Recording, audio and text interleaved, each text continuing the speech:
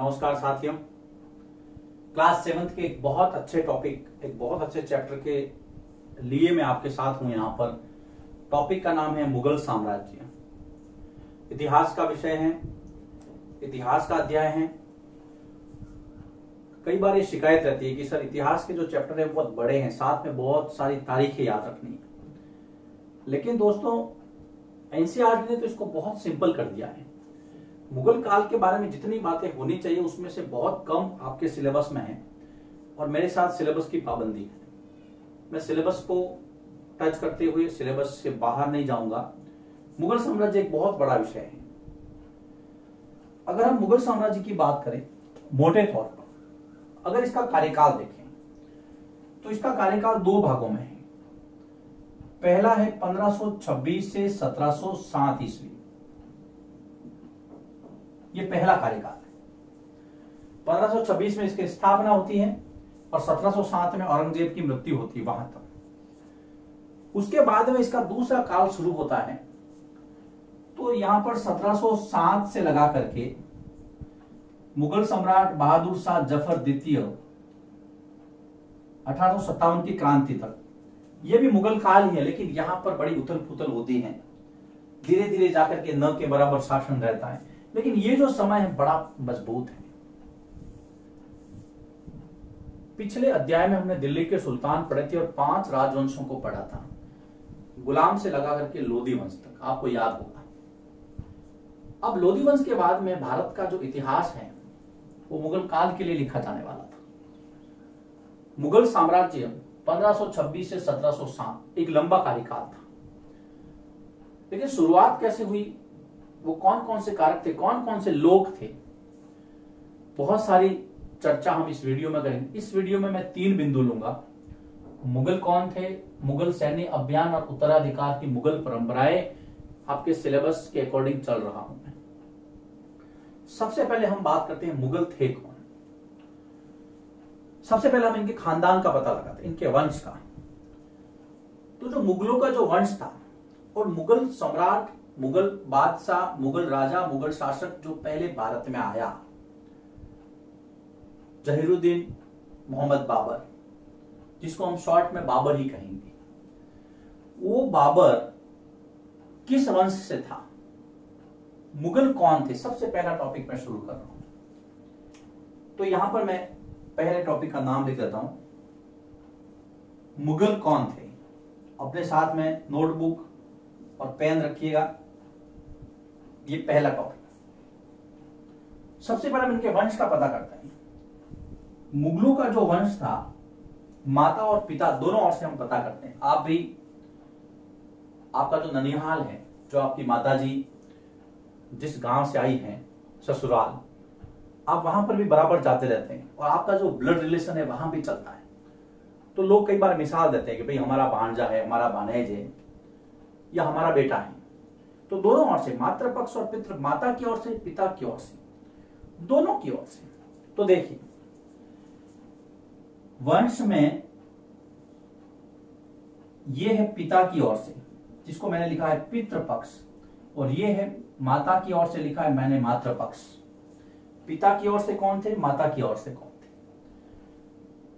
तो पिता की ओर से तो ये तैमूर लंग के वंशज थे। पिता की ओर से तैमूर के वंशज थे, और तैमूर का नाम सुनते ही मुझे याद आती है 1398 ईस्वी। जी हां, 1398, जब तैमूर का भारत पर आक्रमण और दिल्ली विजय,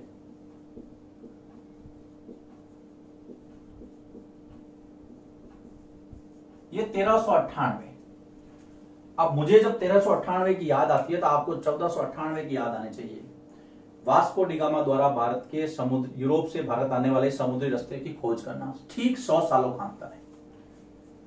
लेकिन मैं यहां पर यूरोपीय कंपनियों की बात नहीं कर रहा हूं।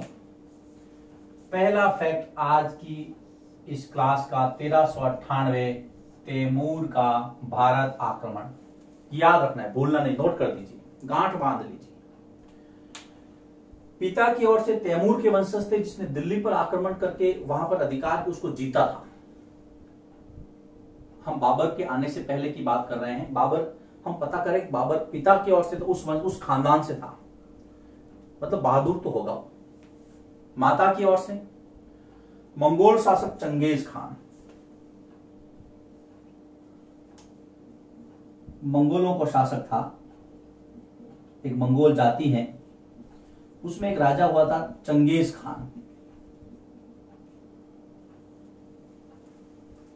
इस चंगेज खान ने बहुत लोगों को परेशान किया था, बहुत हत्याएं की थी।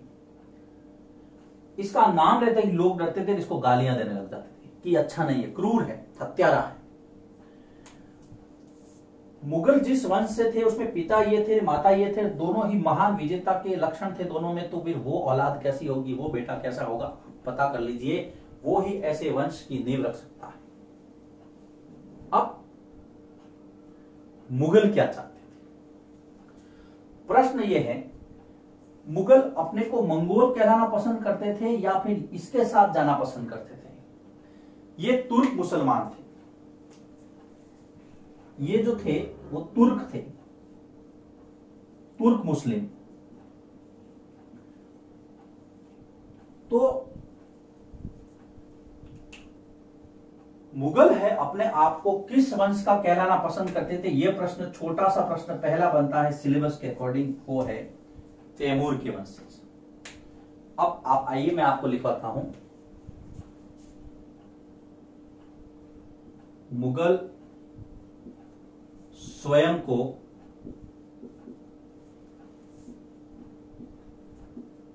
तैमूर के वंश से जोड़ना अधिक पसंद करते थे। क्यों करते थे? क्योंकि जो चंगेज खान है, चंगेज खान की स्मृतियां हैं, की जो यादें हैं, किससे जुड़ी हुई थी? नरसंहार से जुड़ी हुई थी। वो लोगों को बहुत मारता था, नरसंहार से जुड़ी थी, इसलिए वो इसे याद नहीं रखना चाहते थे। तो मुगल अपना जो रिलेशन है वो किसके साथ ज्यादा बताते थे? तैमूर के वंशज के साथ। 5वीं पीढ़ी, यहां पर बताते हैं 14वीं पीढ़ी, बाबर का जन्म हुआ था। तैमूर की ओर से वो 5वीं पीढ़ी का था, यहां से 14वीं पीढ़ी, कहीं कहीं 15वीं पीढ़ी भी आता है, लेकिन आपको इतना डिटेल में जाने की जरूरत नहीं है। सबसे पहले मैंने बताया वो किस वंश से था, वो पितृवंश और मातृवंश। कौन? बाबर। उसके बाद में मुगल स्वयं को तैमूर के वंश से जोड़ना क्यों पसंद करते थे वो मैंने बता दिया, इनको आप नोट कीजिए। इसके बाद में मुगल कौन थे, मैं इसी टॉपिक को आगे। भारत में मुगल वंश का संस्थापक, इसका नाम आपको पता चल गया। मुगल वंश का संस्थापक, मैं यहां पर बाबर लिखूंगा, पूरा नाम आपको मैंने बताया था, आपने नोट किया होगा, जहीरुद्दीन मोहम्मद बाबर। अब बाबर भारत आने से पहले उसकी कुछ बातें पता करते हैं। देखिए, शुरुआत में कुछ खाका आपके दिमाग में बनना चाहिए। मैं आपको पूरा मुगल काल तो यहां नहीं पढ़ा रहा हूं, सिलेबस के अनुसार चल रहा हूं, लेकिन शुरुआत में जब थोड़ा सा खाका दिमाग में बन जाए तो आगे समझने में आसानी रहती है। ये जो बाबर है, इसके पिता थे उमर शेख मिर्जा और वो फरगना के शासक थे। तो बाबर जो है अपने शुरुआती दिनों में फरगना के साथ में एक और रियासत थी समरकंद, इन दोनों पर इसका अधिकार हुआ। पहले फरगना का राजा था, फिर समरकंद के इसने अधिकार किया, का शासक था। कहते हैं ये 11 वर्ष की उम्र में 1494 में, 1483 में इसका जन्म हुआ था। 11 साल 1404, कहीं कहीं 12 वर्ष भी आता है, आपकी किताब में 12 वर्ष लिखा हुआ है, तो कोई ज्यादा कंफ्यूजन नहीं है। 12 वर्ष आए तो 12 वर्ष सही कर देना। 1494 ईस्वी में वो फरगना का शासक बना, फरगना का राजा बना। उम्र मात्र 11 वर्ष, कहीं कहीं 12 वर्ष, आपकी उम्र भी इतनी है, 11-12 साल, 7वीं क्लास में पढ़ रहे हैं आप, लेकिन आप तो किसी रियासत के राजा नहीं है, राजा बनना कोई हंसी खेल नहीं है, बहुत बड़ी जिम्मेदारी और चारों तरफ से जान जाने का खतरा। लेकिन बाबर देखिए 11 वर्ष की उम्र में राजा बना, वो 1494 में फरगना से समरकंद। देखिए फरगना और समरकंद की अगर वर्तमान स्थिति देखें तो ये दोनों उज्बेकिस्तान के भाग हैं। फरगना और समरकंद दोनों वर्तमान में उज्बेकिस्तान देश है। उज्बेकिस्तान के पार्ट है। अगर हम मैप के अंदर देखें, ये पूर्वोत्तर है, इसकी तरफ जाना नहीं है, उधर गया नहीं था वो, कोई मतलब नहीं है। ये आपके पाकिस्तान है, ये अफगानिस्तान है, और यहां पर इस तरफ ये जो पार्ट था, यहां पर फरगना और समरकंद, ये दोनों रियासतें थी। उसके बाद में इसने क्या किया, फरगना और समरकंद से वहां से अपना ध्यान हटाया, क्योंकि वहां पर उसको बहुत परेशानियां हो रही थी। वो भाई साहब आ गई काबुल। काबुल है अफगानिस्तान में, समझना इस चीज को। काबुल आ गए, फरगना समरकंद के बाद में काबुल आ गए, और काबुल के बाद में फिर धीरे धीरे धीरे पंजाब के रास्ते ये आई यहां पर दिल्ली आ गई। और दिल्ली उस समय लोधी वंश के अधीन थी। फरगना समरकंद से काबुल की विजय जो है वो 1504 में बाबर जो है वो बाबर की काबुल विजय, काबुल को जीतता है। काबुल अफगानिस्तान की राजधानी, अभी काबुल विजय। फरगना समरकंद से काबुल, अभी दिल्ली नहीं बुलाया है इसको, क्योंकि उसके पहले, बुलाने से पहले कुछ चीजें हैं जो मैं आपको बताना चाहता हूं। अब देखिए दोस्तों, काबुल तक आया, उसका मन काबुल में नहीं लग रहा था। वो चाहता था यार, मेरे जो पूर्वज थे तैमूर लंग, उन्होंने 1398 में दिल्ली को जीता था, दिल्ली तो मेरी है, मुझे दिल्ली जाना है बस। वो अपनी पुस्तक बाबरनामा में लिखता है, याद रखना, तुजुक ए बाबरी,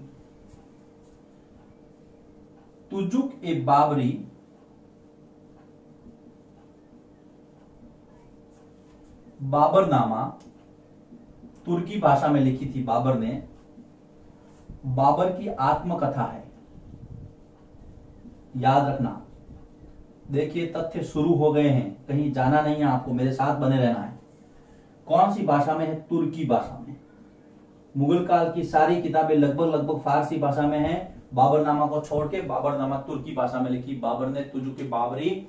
इसमें लिखता है कि मुझे भारत आने का इनविटेशन कार्ड मिल चुका था, मुझे बुलाया गया, मुझे कहा गया कि आइए बाबर महोदय, दिल्ली आपका इंतजार कर रही है।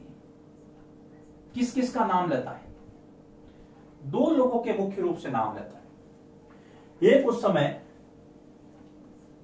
जो इब्राहिम लोदी का चाचा था, दौलत खां लोदी, पंजाब के आसपास के राज्यों का सूबेदार, गवर्नर कह सकते हैं हम। एक तो नाम लिया उसने दौलत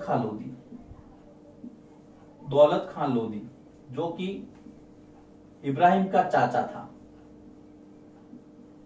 इब्राहिम का चाचा, अंकल था। एक नाम लेता है वो मेवाड़ के राजा राणा संग्राम सिंह का, राणा सांगा बोलते हैं जिनको, जिसके साथ बाद में ये युद्ध भी लड़ेंगे, राणा सांगा। ये कहता है कि मुझे इन 2 लोगों ने कहा कि आप भारत आइए, इंडिया आइए, दिल्ली जीतिए और वापस चले जाइए, ये पहला, हम आपको बहुत सारा धन देंगे। अपनी किताब में लिखता है वो बाबरनामा में। लेकिन कई इतिहासकार कहते हैं कि राणा सांगा को इब्राहिम से कोई डर नहीं था, राणा सांगा पहले भी उसको हरा चुका था। इसका नाम इसने ऐसे इस्तेमाल किया क्योंकि बाद में इसको बहाना चाहिए था इसे लड़ने के लिए, हम आगे देखेंगे। मुगल कौन थे? मुगलों ने किस वंश के द्वारा अपने को स्थापित किया? जो मुगल काल था उसमें फरगना, समरकंद, उज्बेकिस्तान से लेके काबुल, काबुल से लेके दिल्ली में किस तरह से बाबर एंटर होता है, इसकी मैंने आपको शुरुआती जो चीज है वो बता दी। यहां पर आपका जो पहला टॉपिक है मुगल कौन थे और किस तरह से उसकी एंट्री होती है, ये यहां पर खत्म होता है। ये टॉपिक समाप्त होता है, वीडियो खत्म नहीं हुआ है। अब मैं दूसरे वीडियो की तरफ बढ़ता हूं जिसके अंदर था मुगल सैन्य अभियान, और इसमें सभी राजाओं के नहीं है, ध्यान रखना, सिर्फ बाबर के 4 युद्ध हैं। इसको आपको ध्यान से समझना है मेरे साथ। हम पानीपत से शुरू करेंगे और घाघरा के युद्ध पे खत्म करेंगे। इसको नोट कर दीजिए, फिर मैं आगे बढ़ता हूं।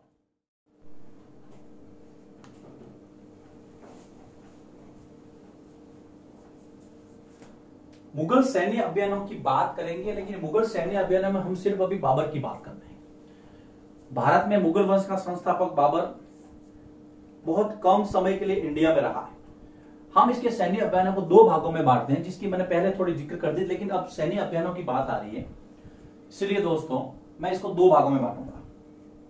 देखिए 7th के हिसाब से बता रहा हूं मैं, बाकी पढ़ने के लिए बहुत सारा है, लेकिन आपको उस उलझन में नहीं फंसना है। सिर्फ आपको सैन्य अभियान 2 भागों में, पहला भारत के बाहर आउटर इंडिया, और एक ये है भारत में। बाबर की बात है दोस्तों, समझ लेना। इसके अंदर मैंने आपको बताया था सिर्फ 2 चीजें आपको ध्यान में रखनी है। 1494 फरगना का शासक बनना, कौन? बाबर फरगना का शासक बना 1494 ईस्वी में। फिर उसके बाद में मैंने आपको बाबर की काबुल विजय बताई थी, जब वो उज्बेकिस्तान से अफगानिस्तान की तरफ शिफ्ट हो जाता है 1504 ईस्वी। 1504 बाबर की काबुल विजय। उसके बाद में अब वो भारत आने के लिए लालायित हैं, और भारत के अंदर, भारत में हम उससे संबंधित 4 लड़ाइयां पढ़ेंगे। ये 4, फिर चारों के बाद में थोड़ा थोड़ा इंट्रोडक्शन दूंगा, थोड़ा सा है, ज्यादा नहीं है, वो मैप भी मैंने बना रखा है। सबसे पहली लड़ाई बाबर की पानीपत की लड़ाई। पानीपत का कौन सा युद्ध? प्रथम the first battle of Panipat. Panipat का पहला युद्ध। अब आप कहोगे सर पहला, दूसरा, तीसरा, बिल्कुल 3 युद्ध है, सबकी चर्चा मैं करूंगा। अभी पानीपत के पहले युद्ध से संबंधित है, पहले युद्ध पे बात करेंगे। दूसरा खानवा का युद्ध, खानवा का युद्ध। फिर तीसरा चंदेरी का युद्ध, चंदेरी का युद्ध। और चौथा है आपका घाघरा का युद्ध। और ये जो सभी का क्रम जो है वो सेम है, सेम मतलब एक एक साल में। 1526 में बाबर पानीपत जीतता है, 1527 में खानवा जीतता है, 1528 के अंदर वो चंदेरी जीतता है, 1529 में घाघरा का युद्ध जीतता है, और 1530 में बाबर की मृत्यु, बाबर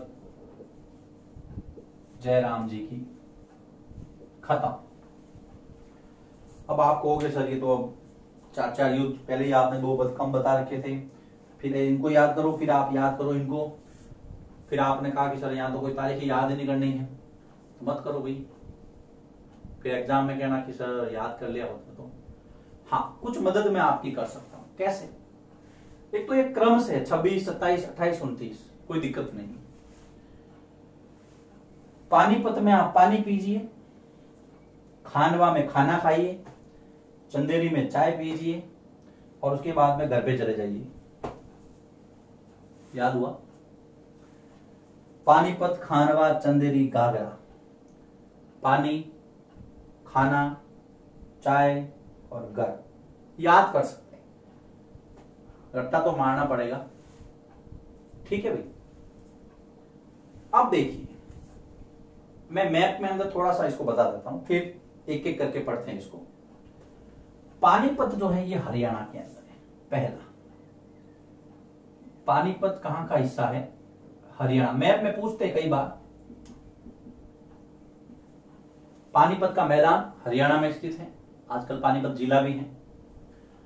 खानवा राजस्थान।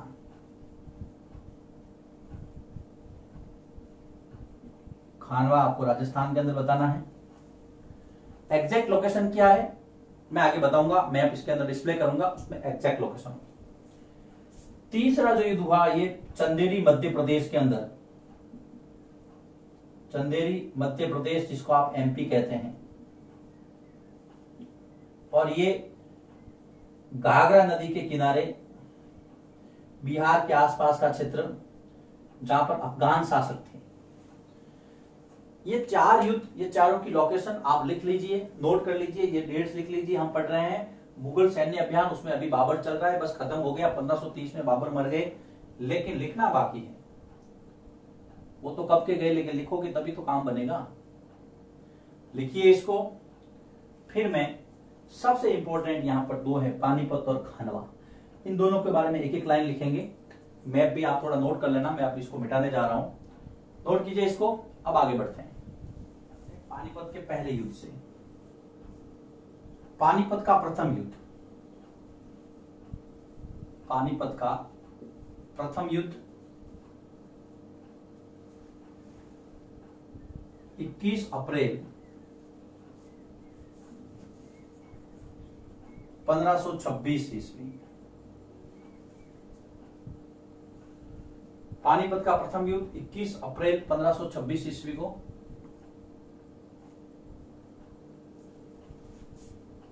इब्राहिम लोदी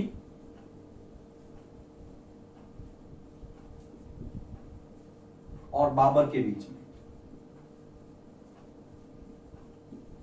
अब इसका परिणाम क्या हुआ? इब्राहिम लोदी हार गया था, तो परिणाम भारत के लिए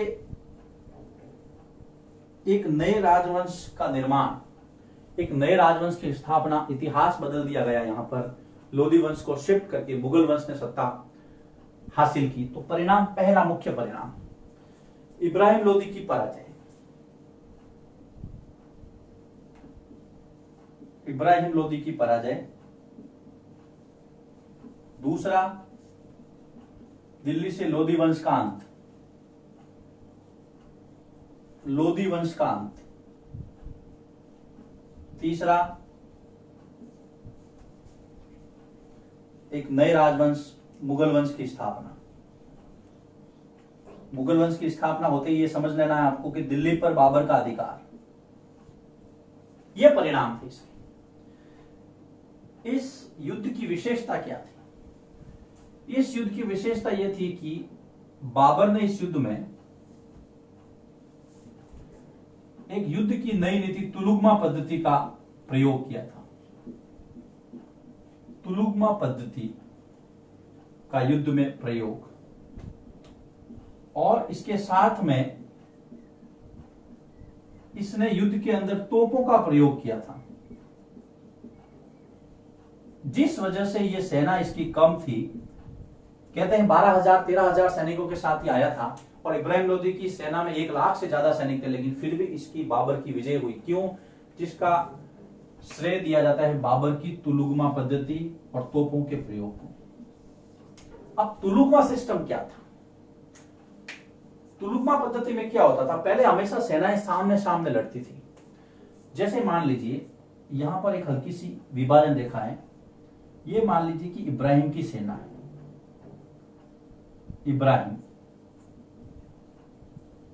इब्राहिम की सेना है, वो इस तरह से खड़ी थी। आगे बहुत सारे हाथी थे, पीछे उसके सैनिक थे, लेकिन यहां पर क्या था? यहां पर एक हरावल जो सबसे आगे दस्ता रहता है वो यहां रहेगा सेना का, एक यहां पर पीछे जहां बाबर स्वयं इसका नेतृत्व कर रहा था, एक यहां पर था, एक यहां पर था। अब तुलुगमा में होता क्या देखिए, पहले इनका और इनका एक युद्ध, सामान्य युद्ध जो होता है वो होगा जब ये सेना लड़ते लड़ते थक जाएगी तो एक आक्रमण इधर से होगा, एक आक्रमण इधर से होगा, तो ये सेना जो है पूरे घेरे के अंदर फंस जाती है और फिर इसका जो खात्मा किया। ये तुलुगमा पद्धति, इसका प्रयोग बाबर ने पानीपत के प्रथम युद्ध में किया था। नतीजा इसके पक्ष में रहा। तो आपके लिए पानीपत के प्रथम युद्ध में इतना ही काफी है, यहां पर इससे ज्यादा आपको कहीं जाने की आवश्यकता नहीं है। अब हम आगे चलते हैं।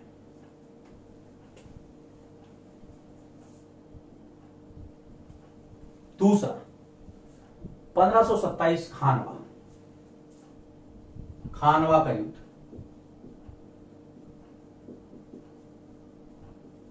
1527 ईस्वी। इसमें आपको तारीख नहीं बताऊंगा, अब तारीखें नहीं बताऊंगा, ज्यादा तारीखें फिर आप कंफ्यूज हो जाएंगे। आपको इतना ही याद रखना है, राणा सांगा, जिसको राणा संग्राम सिंह भी कहते हैं, और बाबर के बीच में। इसमें क्या हुआ, बाबर की विजय हुई और उस समय संग्राम सिंह जो है वो भारत के शक्तिशाली राजाओं में से एक गिने जाते थे, जिसको राणा सांगा कहते हैं। उनके शरीर पर 80 घाव थे, मेवाड़ के राजस्थान के राजपूत राजा थे। अब बाबर के सामने एक नया चैलेंज था, मध्य प्रदेश के चंदेरी के मेदिनी राय का। चलो भाई उससे भी निपट लेते हैं। 1528 चंदेरी का युद्ध, और इस युद्ध में जो वहां का राजा था मेदिनी राय, उसकी पराजय हुई। तो मेदिनी राय भी यहां हार गई।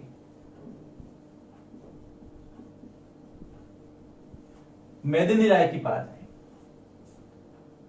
ये डेट मैंने इसलिए लिखवाई क्योंकि ये इतिहास बदलने वाला युद्ध था। ये भी कम महत्वपूर्ण नहीं है, लेकिन कोई मतलब नहीं, इसकी डिमांड भी नहीं है आपके। फिर उसके बाद में 1528 चंदेरी हो गया, मेदिनी राय की पराजय। 1529 घाघरा का युद्ध, घाघरा नदी के किनारे लड़ा गया, और इसमें अफगान शासकों की पराजय, अफगानों की पराजय लिख देता हूं। और 1530 में मृत्यु हो गई थी बाबर की। बाबर की किताब का नाम मैंने आपको लिखवा दिया, तुजुके बाबरी, बाबरनामा तुर्की भाषा में।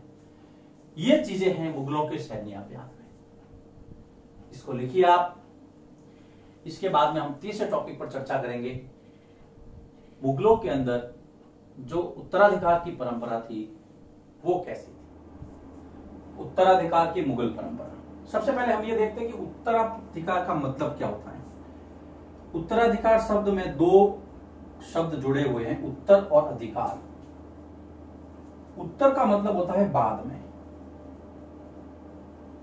अधिकार का मतलब होता है दावा या हक।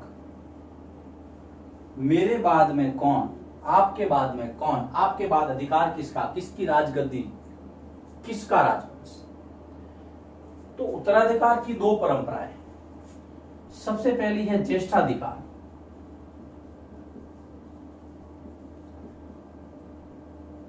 ज्येष्ठाधिकार के अंदर ज्येष्ठ का मतलब होता है बड़ा, अधिकार का मतलब वही दावा। ज्येष्ठ, ज्येष्ठ का मतलब होता है बड़ा।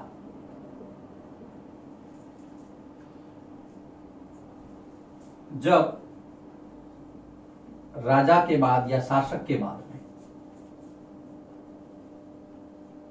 जब शासक के बाद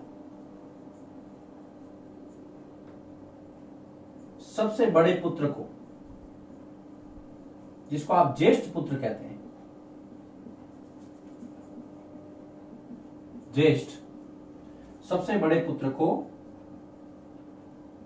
राजा बनाया जाए, तो यहां पर किस परंपरा का पालन होगा, ज्येष्ठाधिकार। ये जो परंपरा है वो हिंदू शासकों में ज्यादा थी, हालांकि बाद में तो नहीं रही। जो शक्तिशाली होता था वो राजगद्दी पे अधिकार करता था,